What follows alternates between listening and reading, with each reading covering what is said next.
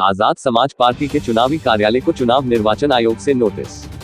आपको बता दें कि आज आजाद समाज पार्टी के चुनावी कार्यालय को चुनाव निर्वाचन आयोग की तरफ से नोटिस जारी किया गया है, जिस नोटिस में आजाद समाज पार्टी के चुनावी कार्यालय को हटाने की बात कही है। वहीं आज समाज पार्टी के कार्यकर्ताओं ने एक प्रेस वार्ता का आयोजन किया, जिसमें उन्होंने पत्रकारों को बताया कि चुनाव आयोग द्वारा उनको चुनावी कार्यालय हटाने का नोटिस दिया गया है, जिस पर आजाद समाज पार्टी कार्यकर्ताओं ने चुनाव आयोग पर मिलीभगत का आरोप लगाया है। उन्होंने कहा कि चुनाव आयोग अपना कार्य ठीक से नहीं कर रहा है, क्योंकि यह चुनावी कार्यालय चुनाव आयोग से परमिशन ले गई खोला गया था और अब चुनाव आयोग हमारे कार्यालय को हटाने की बात कर रहे हैं। उन्होंने नोटिस में बताया कि आज समाज पार्टी का कार्यालय मतदान स्थल के करीब है। वहीं आज समाज पार्टी के प्रदेश उपाध्यक्ष एडवोकेट एहतेशाम ने चुनाव आयोग को गलत ठहराया है। उन्होंने कहा कि चुनाव आयोग द्वारा ही यह कार्यालय खोला गया था और अब चुनाव आयोग द्वारा हमें नोटिस दिया गया है कि इस कार्यालय को यहां से हटाया जाए, जिसको लेकर आज यहां प्रेस वार्ता का आयोजन किया गया है। उन्होंने कहा कि चुनावी माहौल में अन्य पार्टियों भी अपना अपना कार्य कर रही है, वहीं कहीं ना कहीं अन्य पार्टियों में दहशत का माहौल बना हुआ है, क्योंकि आजाद समाज पार्टी के प्रत्याशी गुलबहार अली भारी मतों से जीतेंगे, जिस बात से अन्य पार्टियां घबरा रही हैं और तरह तरह के हथकंडे अपना रही हैं। वहीं आजाद समाज पार्टी के प्रत्याशी गुलबहार अली को मैदान से बाहर करने की कोशिश कर रही है। यहाँ पर रुड़की विधानसभा में गुलबहार भाई आजाद समाज पार्टी से प्रत्याशी हैं।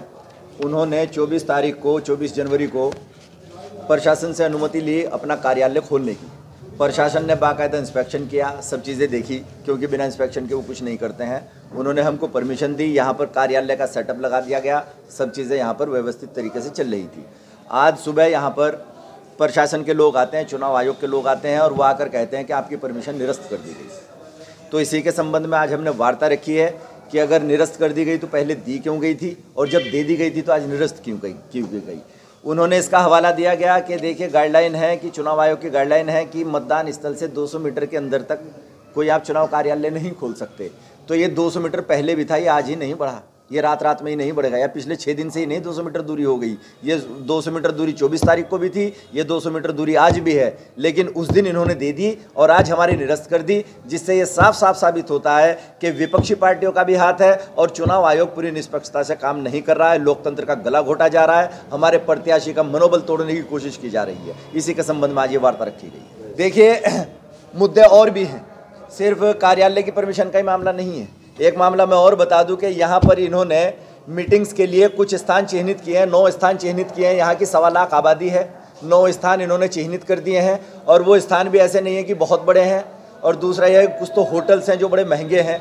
अब एक चीज़ बताइए कि प्रत्याशी कैसे उनको अफोर्ड कर पाएगा। इसका मतलब यह है कि जो एक आम प्रत्याशी है, जो एक गरीब प्रत्याशी है, उसके लिए तो चुनाव में आना मुमकिन ही नहीं है। ये चुनाव आयोग की साजिश है कि जो बड़े लोग हैं सिर्फ वही चुनाव में आए, वही शासन में आए और उन्हीं की सत्ता चले। गरीब आदमी को अपनी बात रखने का, बोलने का अधिकार नहीं है। हमारे पास एक ही जरिया था, आज़ाद समाज पार्टी के पास, भीम आर्मी के पास, कि हम जाया करते थे नुक्कड़ सभा में, गरीब आदमियों के पास जाया करते थे। वो सुबह से शाम तक अपनी दिहाड़ी करके आते हैं, रात में आराम करते हैं, तो वहीं जाकर 2 मिनट के समय में हम अपनी बात रखा करते थे। लेकिन अब इन्होंने ऐसा कर दिया है कि वो वहाँ आ नहीं पाएगा, हम वहाँ जा नहीं सकते, तो हम अपनी बात ही नहीं रख पाएंगे। और ये कहीं ना कहीं लोकतंत्र के साथ एक बहुत बड़ा विश्वासघात हो रहा है, जिसको हम नहीं चलने देंगे। हम अपना आपत्ति दर्ज कराएंगे, हम चुनाव आयोग से भी आपत्ति दर्ज कराएंगे, हम शासन और प्रशासन में भी अपनी आपत्ति दर्ज कराएंगे और जहां तक हमें जाना पड़ा हम इस नाइंसाफी के खिलाफ जाएंगे। ऐसा है कि जो उन्होंने परमिशंस के लिए हमसे मांगे गए थे प्रूफ, जैसे किरायानामा वगैरह हो गया या फिर परमिशंस हो गई मालिक की, वो सब हमने उनको प्रोवाइड करवा दिया था। जो उन्होंने हमसे डॉक्यूमेंट्स मांगे वो हमने उनको प्रोवाइड करवा दिए। उसके बाद उन्होंने उनका लेवल होता है इंस्पेक्शन करने का, उन्होंने इंस्पेक्शन किया होगा, उसी के बाद हमें परमिशन दी है। परमिशन मेरे हाथ में आप देख सकते हैं, ये लेमिनेटेड परमिशन मेरे हाथ में है। जी नोटिफिकेशन मिला और हमें कोई चेतावनी नहीं दी गई, कुछ नहीं दिया गया, हमें अपना पक्ष रखने की इजाज़त भी नहीं दी गई, ना समय दिया गया। डायरेक्ट उनको निरस्त कर देता है और यहाँ पर पुलिस वाले आकर भय फैलाते हैं। यहाँ पर जो हमारे कार्यकर्ता है उनका मनोबल तोड़ने की कोशिश करते हैं, उनके अंदर डर पैदा करने की कोशिश करते हैं, जो कि बिल्कुल ही एकदम गलत है। और आज़ाद समाज पार्टी और भीम आर्मी इसके खिलाफ है और इसकी कड़ी निंदा करती है, क्योंकि आज़ाद समाज पार्टी और भीम आर्मी नाइंसाफ़ी के सामने नहीं झुकती है। देखिए, ऐसा है, पुलिस का कहना यह है कि देखिए जो गाइडलाइन है आप उसके मुताबिक चलें। चुनाव कार्यालय आप जो है गाइडलाइन उन्होंने लिख रखी है, उनके पास होगी।